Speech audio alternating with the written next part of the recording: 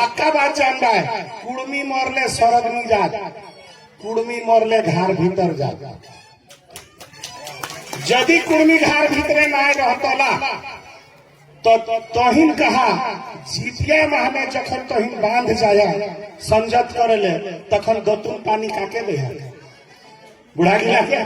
क्या गो हमर संगे संजत करा तो किना सरग ले डाके घर ले डाके आवागो हमर संगे उपास करा फिर कहा आवागो हमर संगे पारना करा और मारता कहाँ ढारे या घर भीतरे तो बुढ़ा बुढ़ी गिला घर भीतरे आती ना सरग के ला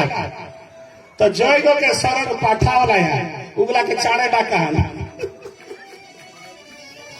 सही बात तो कुर्मी मोरले कहा जाए घर भीतर कारण हमी छाहर भीतर कांत काठी भात खेल हमी छाहर भीतर देखा हमिन के अपन टा पूछे कि हमें की ले करे जानी भी खूब करने बहुत जरूरी लाई कर